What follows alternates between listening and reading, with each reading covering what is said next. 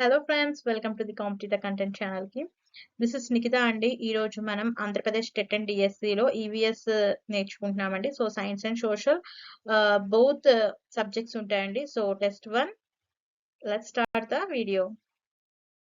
మన first question, వెలుతురు చూడలేకపోవడం ఆర్ నాలుకపై పుండ్లు ఎర్రబడడం ఈ సూక్ష్మ పోషక లోపం వలన కలుగుతాయి. దేనివల్ల కలుగుతాయి? ఒకసారి ఆప్షన్స్ చూసుకుందామండి.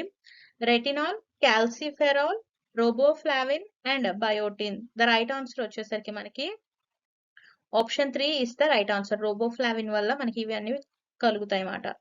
సో నెక్స్ట్ క్వశ్చన్ చూసుకుందాం.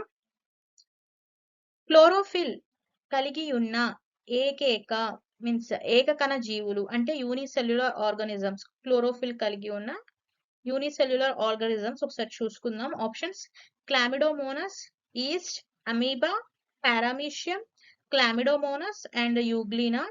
Next paramecium, డయోటమ్స్.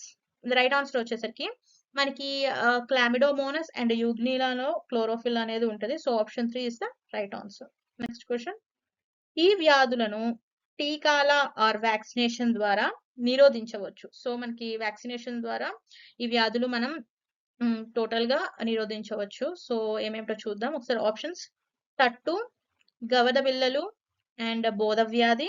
నెక్స్ట్ తట్టు, పోలియో, మసూచి. నెక్స్ట్ తట్టు, క్షయ, డెంగ్యూ. నెక్స్ట్ తట్టు and swine flu, malaria. Right answer వచ్చేసరికి మనకి ఆప్షన్ 2 అనేది రైట్ ఆన్సర్ అని చెప్పుకోవచ్చు మనం. తట్టు, పోలియో అండ్ మసూచి వీటిని మనం వ్యాక్సినేషన్ చేయడం ద్వారా వీటిని టోటల్ గా నిరోధించవచ్చు. నెక్స్ట్ క్వశ్చన్, మానవుని జీర్ణ వ్యవస్థ విధులు ఈ క్రమములో జరుగుతాయి.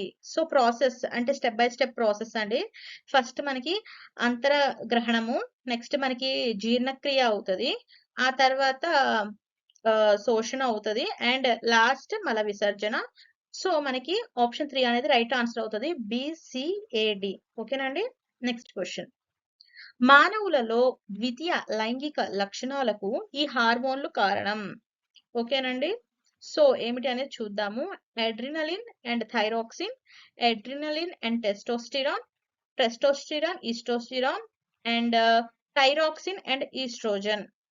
మనకు వచ్చేసరికి ఆప్షన్ 3 అనేది రైట్ ఆన్సర్ అవుతుంది. టెస్టోస్టిరాన్ వచ్చేసరికి మేల్స్ లో అండ్ ఈస్ట్రోజన్ వచ్చేసరికి మనకి ఫీమేల్స్ లో అనేది ప్రొడ్యూస్ అవుతుందండి. So option 3 is the right answer. Next question వచ్చేసరికి మనకి తలను పైకి కిందకి మరియు ఒక పక్క నుంచి మరో పక్కకు కుదుపుటకు ఉపయోగపడు కీలు ఏమిటి? ఓకేనండి. ఒకసారి మనం ఆప్షన్స్ చూసుకుందాం. బంతిగిన్నె కీలు, మడత బందు కీలు అండ్ బొంగరపు కీలు అండ్ జారేడు కీలు.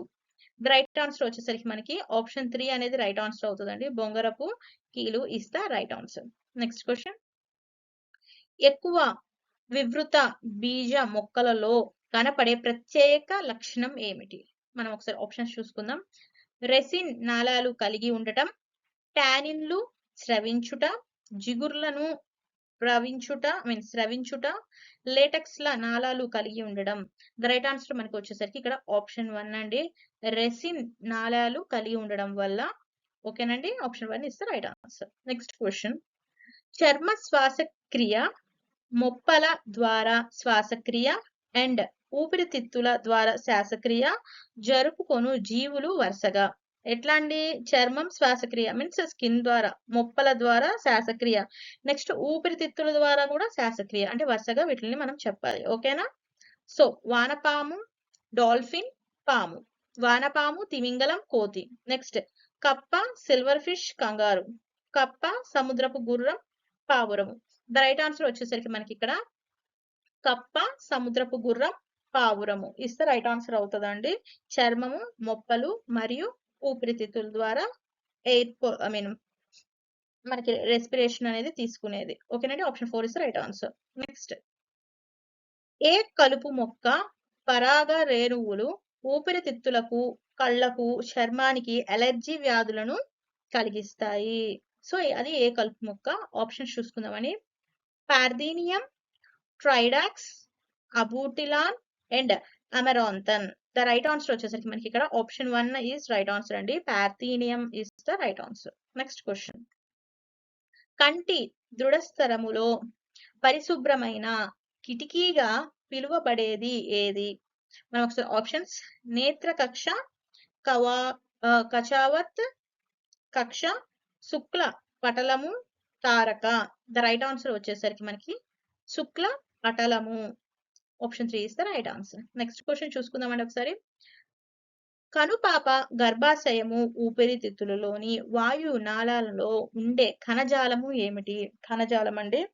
ఆప్షన్స్: నియంత్రిక కండర కణజాలము, రేఖిత కండర కణజాలము, అండ్ అరేఖిత కండర కణజాలము, అండ్ అస్థిర కండర కణజాలము.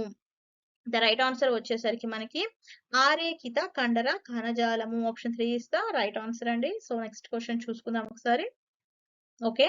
విజయనగర రాజు శ్రీకృష్ణదేవరాయలు యొక్క పరిపాలన కాలం ఏమిటి? సో ఆయన పరిపాలించిన కాలము ఏమిటి? క్రీస్తు శకం 1426 నుండి 1446 వరకు, క్రీస్తు శకం 1509 నుంచి 1529 వరకు, క్రీస్తు శకం 1377 నుంచి క్రీస్తు శకం 1404 వరకు, అండ్ క్రీస్తు శకం 1543 నుంచి 1565 వరకు. ఓకేనండి. ద రైట్ ఆన్సర్ వచ్చేసరికి మనకి ఇక్కడ క్రీస్తు శకం 1509 నుంచి క్రీస్తు శకం 1529 వరకు ద రైట్ ఆన్సర్ అండి. Option 2 is the right answer అని చెప్పుకోవచ్చు. నెక్స్ట్ క్వశ్చన్ అండి ఒకసారి చూసుకుందాము. ఓకే.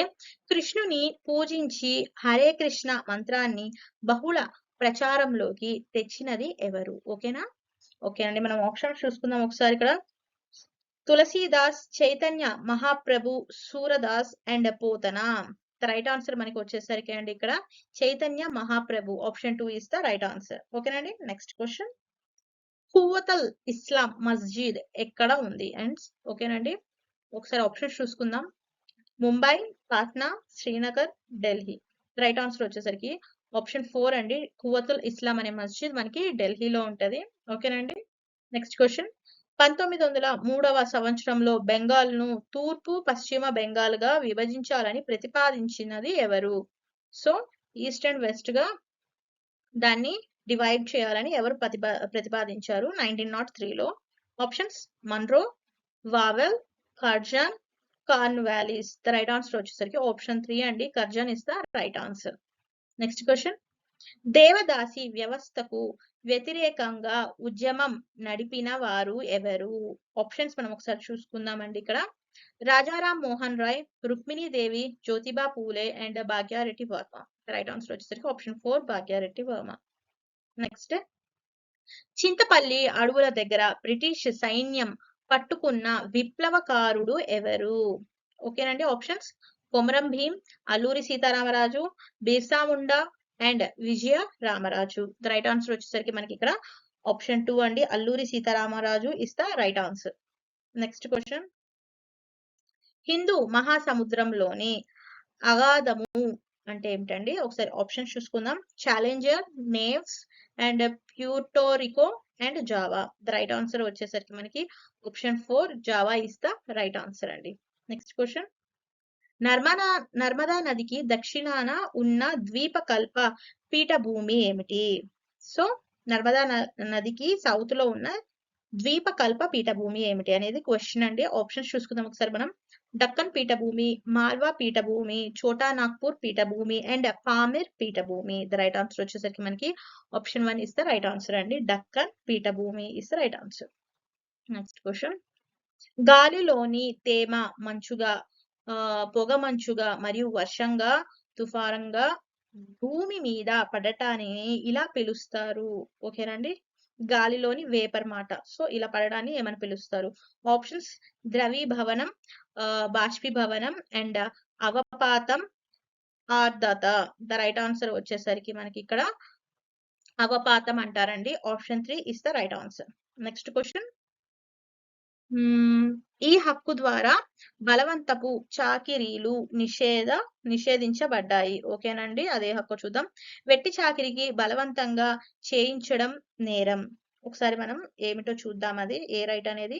ఆప్షన్స్: స్వాతంత్ర్యపు హక్కు, పీడనాన్ని నిరోధించే హక్కు, రాజ్యాంగ పరిహారపు హక్కు అండ్ సాంస్కృతిక విద్య విషయక హక్కు. ద రైట్ ఆన్సర్ మనకి వచ్చేసరికి ఇక్కడ పీడనాన్ని నిరోధించే హక్కు. Option 2 is the right answer అండి. Next question. ఈ క్రింది వాటిలో బాలల హక్కు ఓకేనండి. ఆప్షన్స్ జీవించే హక్కు, రక్షణ పొందే హక్కు, అభివృద్ధి చెందే హక్కు అండ్ పైవన్నీ. ద రైట్ ఆన్సర్ వచ్చేసరికి ఇవి అన్ని బాలల హక్కులే అండి. Option 4 is the right answer అని చెప్పుకోవచ్చు. Next and the last question అండి ఈ వీడియోలో. ప్రపంచంలో అతిపెద్ద లిఖిత రాజ్యాంగం ఏమిటి? చైనా రాజ్యాంగం, భారత రాజ్యాంగం, బ్రిటన్ రాజ్యాంగం అండ్ రష్యా రాజ్యాంగం. ద రైట్ ఆన్సర్ వచ్చేసరికి భారత రాజ్యాంగం ఇస్ ద రైట్ ఆన్సర్ అండి. సో మనదే అతిపెద్ద లిఖిత రాజ్యాంగం అండి మొత్తం వరల్డ్ లో. సో ఈ కంటెంట్ కనుక మీకు నచ్చినట్టయితే లైక్, షేర్, సబ్స్క్రైబ్ కంపల్సరీ చేయండి. అండ్ మీ ఫ్రెండ్స్ ఎవరైనా టెట్ అండ్ డిఎస్సికి ఆస్పిరెంట్స్ ప్రిపేర్ అవుతా ఉంటే వాళ్ళకి కూడా ఈ సెషన్ ని షేర్ చేయండి. థ్యాంక్ యూ ఫర్ వాచింగ్ అండి.